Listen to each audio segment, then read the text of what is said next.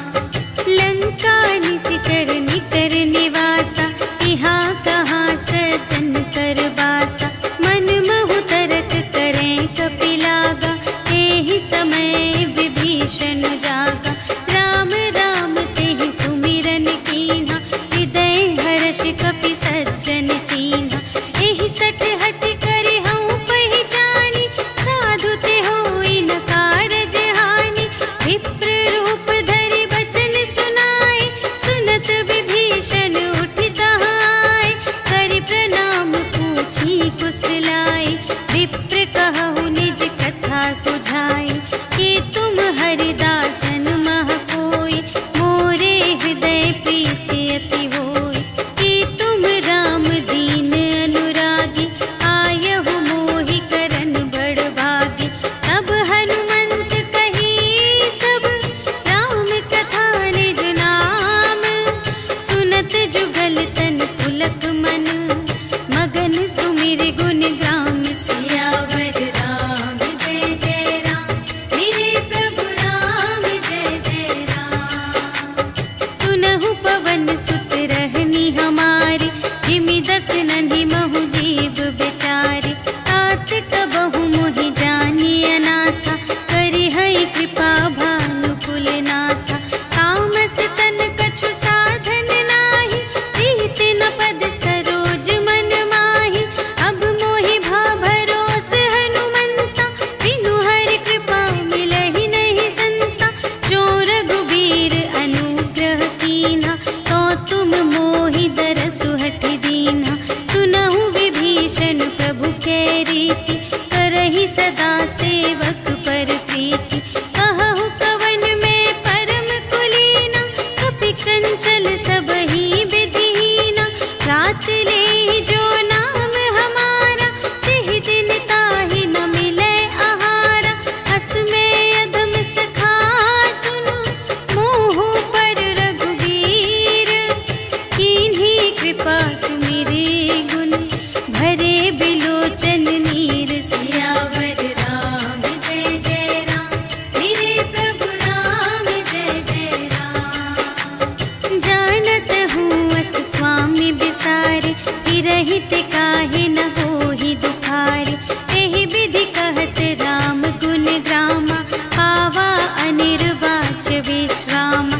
उनि सब कथा विभीषण कही, जेहि विधि जनक सुता तह रही। तब हनुमंत कहा सुनु भ्राता, देखि चहऊँ जानकी माता। जुगति विभीषण सकल सुनाई, चले पवन सुत विदा कराई। करि सोई रूप गयो पुनि तहवा, वन अशोक सीता रह जहवा। देखि मनहि महु कीन्ह प्रणामा, बैठे ही प्रीति जात निस जामा। रिस तनु शीस जटा एक बेनी, जपति हृदय रघुपति गुण श्रेणी। निज पद नयन दिए मन, राम पद कमल लीन। परम दुखी भा पवन सुत, देखि जानकी दीन। सियावर राम जय जय राम, मेरे प्रभु राम जय जय राम। तरु पल्लव महु रहा लुकाई, करई विचार करूँ का भाई। तेहि अवसर रावण तह आवा, संग नारी बहु किए बनावा। बहु विधि खल थी तहि समुझावा, साम दान भय भेद दिखावा। कह रावण सुन सुमुखि सयानी, मंदोदरी आदि सब रानी। तब अनुचरी करऊँ पन मोरा, एक बार बिलोक ममोरा। दिन धरि ओट कहति वैदेही, सुमिरि अवधपति परम स्नेही। सुनु दस मुख खद्योत प्रकाशा, कबहु के नलिनी करई विकासा। अस मन समुझु कहते जानकी, खल सुध नहीं रघुबीर बानिकी। सठ सूने हरियाने ही मोहि, अधम निलज्ज लाज नहीं तोहि। आपु ही सुनि खद्योत सम, राम ही भानु समान। परुष बचन सुनि काढ़िय से, बोला अति खिसियान। सियावर राम जय जय राम, मेरे प्रभु राम जय जय राम। सीता ते मम कृत अपमाना, कटिहउँ तव सिर कठिन कृपाना। नाही त सपदि मानु मम बानी, सुमुखी होति नत जीवन हानि। श्याम सरोज दाम सम सुंदर, प्रभु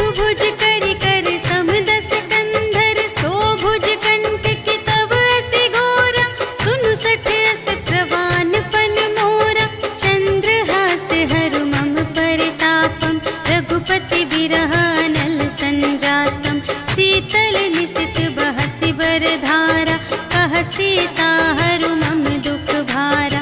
सुनत बचन पुनि मारन धावा, भयतनया कहि नीति बुझावा। कहिसि सकल निशिचरिन बुलाई, सीतहि बहु विधि त्रासहु जाई। मास दिवस महु कहा न माना, तो मैं मार बिकाढ़ी कृपाना। भवन गयउ 10 कंधर, यहाँ पिशाचिन वृंद। सीतहि त्रास दिखावही, धरहि रूप बहुमंद। सियावर राम जय जय राम, मेरे प्रभु राम जय जय राम। त्रिजटा नाम राक्षसी एका, रामचरण रति निपुण विवेका। सबन्हु बोली सुनायसि सपना, सीतहि सेई करहु हित अपना। सपने बानर लंका जारी, जातु धान सेना सब मारी। हर आरूढ़ नगन 10 सीसा, मुंडित सिर खंडित भुज बीसा। एहि विधि सो दक्षिण दिस जाई, लंका मनहु विभीषण पाई।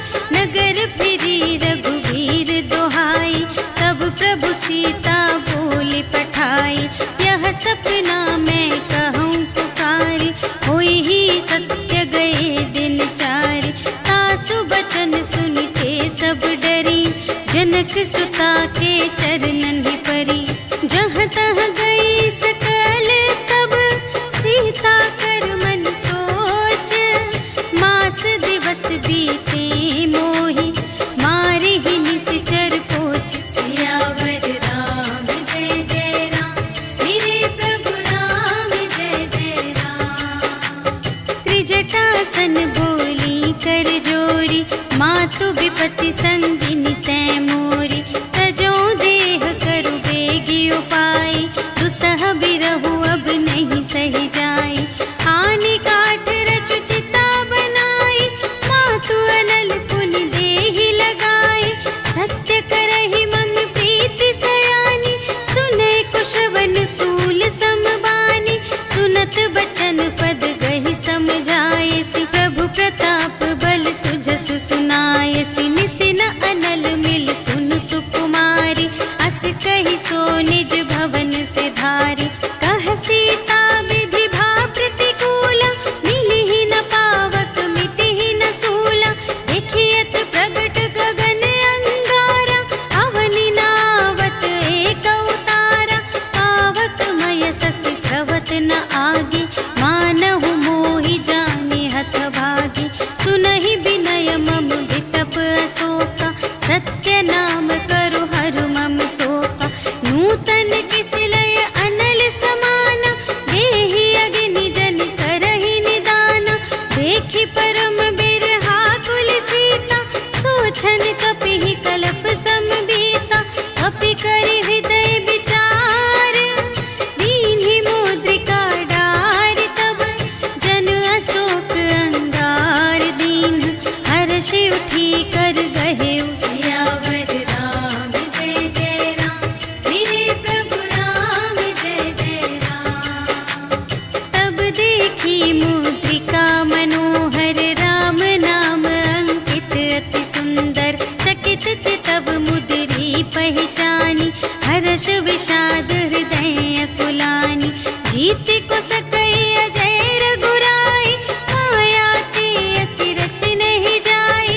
सीता मन विचार कर नाना, मधुर बचन बोले हनुमाना। रामचंद्र गुण बरने लागा, सुनतहि सीता कर दुख भागा। लागी सुने श्रवण मन लाई, आदि हुते सब कथा सुनाई। श्रवणामृत जेहि कथा सुनाई, कही सो प्रगट होत किन भाई। तब हनुमंत निकट चली गयो, फिर बैठी मन विस्मय भयो। रामदूत मैं मातु जानकी, सत्य शपथ करुणा निधान की। यह मुद्रिका मातु मैं आनी, दीन्हि राम तुम कह सहिदानी। नर बानर ही संग कहु के,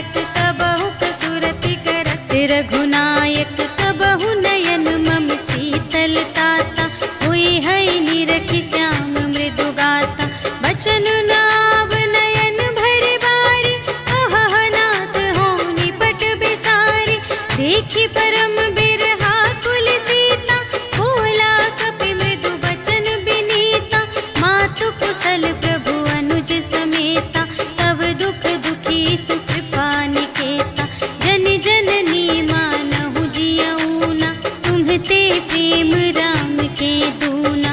रघुपति कर संदेश अब सुनु जननी धर धीर।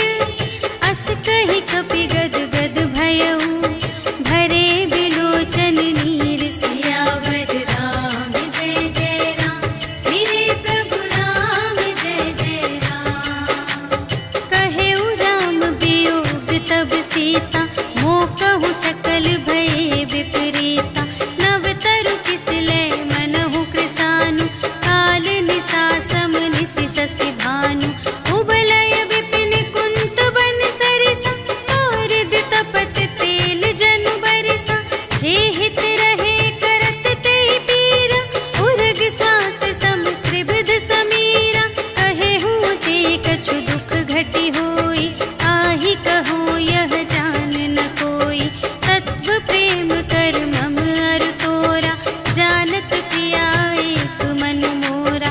सो मन सदा रहत तोहि पाहि, जानु प्रीति रसु इतने ही माहि। प्रभु संदेश सुनत बै देहि, मगन प्रेम तन सुध नहीं तेहि। कह कपि हृदय धीर धरु माता, सुमिर राम सेवक सुख दाता। पुर आनहु रघुपति प्रभुताय, सुनि मम बचन तजहु कदराय। निशिचर निकर पतंग सम, रघुपति बानु प्रसानु। जननी हृदय धीर धरु, जरे निशाचर जान। सियावर राम जय जय राम, मेरे प्रभु राम जय जय राम। जो रघुबीर होति सुधि पाई, करते नहीं विलंब रघुराई। राम बान रबिउए जानकी, तम बरूथ कह जातु धानकी। अबहि मातु मैं जाऊं लवाई, प्रभु आय सुनहि राम दोहाई। कछुक दिवस जननी धरु धीरा, कपिन सहित आई हैं रघुबीरा। निशिचर मारि तोहि लय जय हैं, तिहु पुर नारद आदि जसु गए हैं। हैं सुत कपि सब तुम्हि समाना, जातु धान अति भट बलवाना। मोरे हृदय परम संदेहा, सुनि कपि प्रगट कीन्ह निज देहा। कनक भूधरा कार शरीरा, समर भयंकर अति बलबीरा।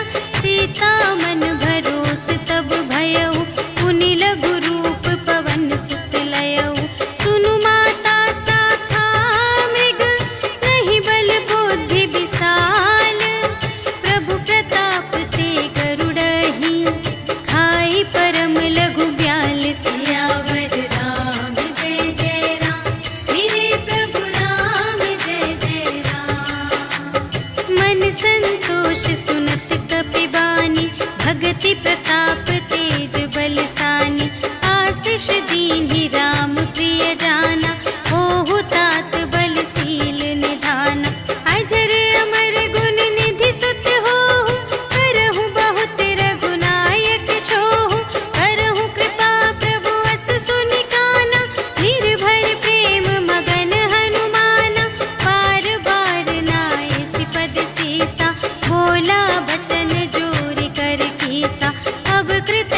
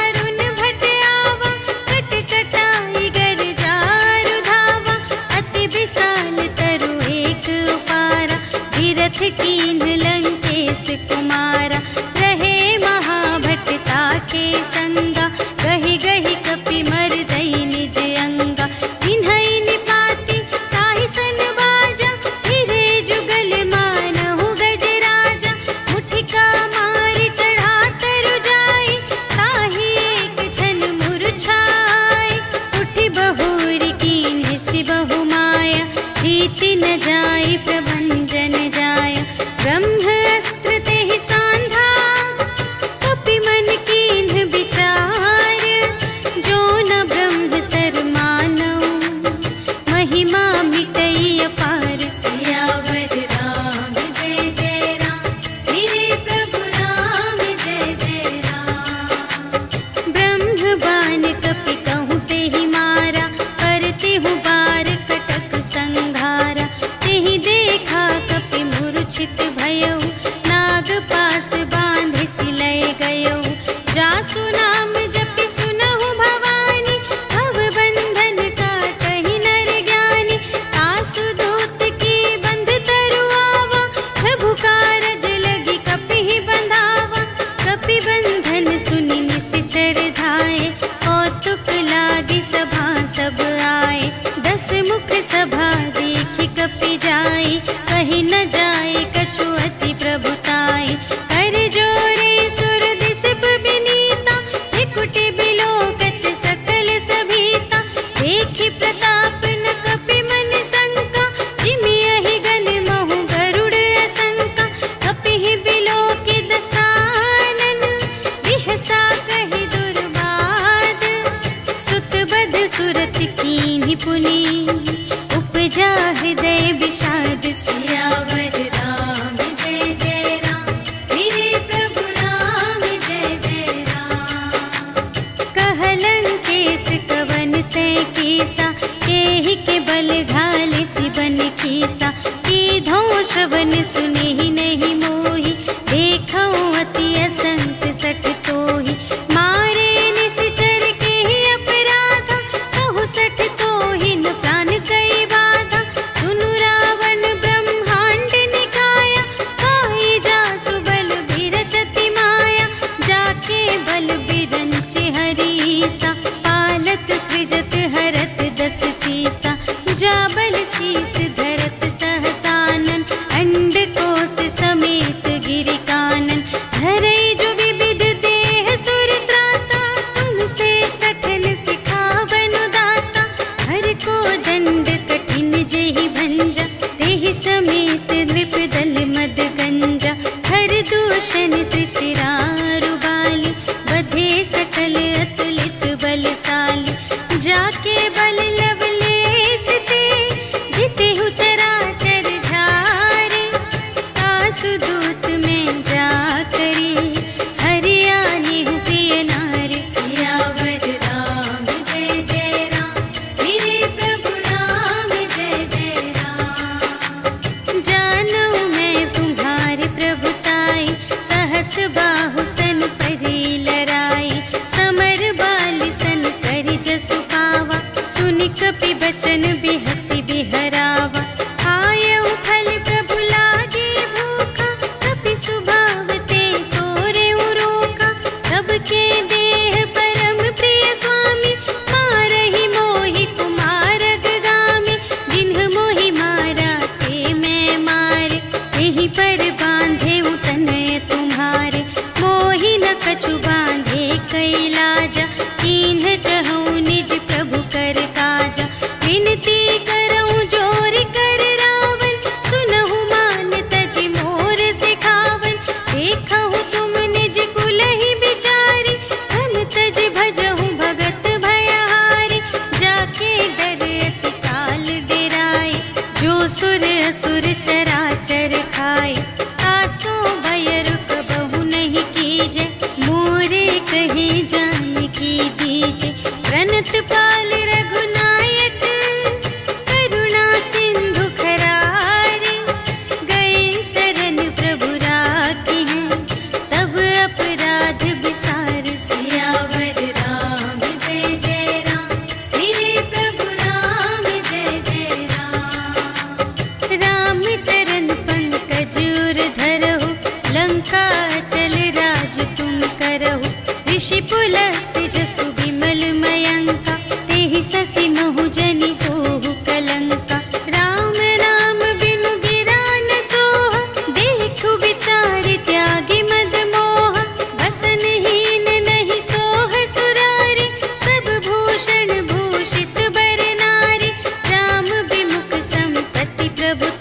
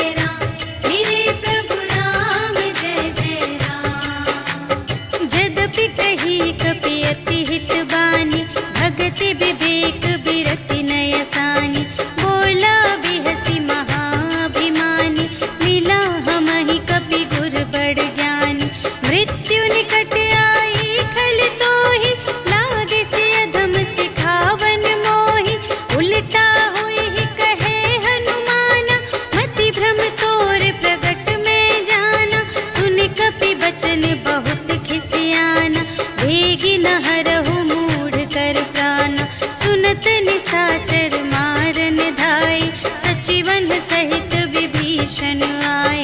नाय शीस कर विनय बहुता, नीति विरोध न मारिय दूता। आन दंड कछु करिय गुसाई, सबहि कहा मंत्र भल भाई। सुनत बिहसी बोला दस कंधर, अंग भंग करि पठियहि बंदर। कपि के ममता पूछ पर, सबहि कहउँ समझाई। तेल बोरि पट बाँधि पुनि, पावक देहु लगाई। सियावर राम जय जय राम, मेरे प्रभु राम जय जय राम। पूछहीन बानर तह जाई, तब सठ निज नाथ ही लई आई। जिनके कीन्हि बहुत बड़ाई,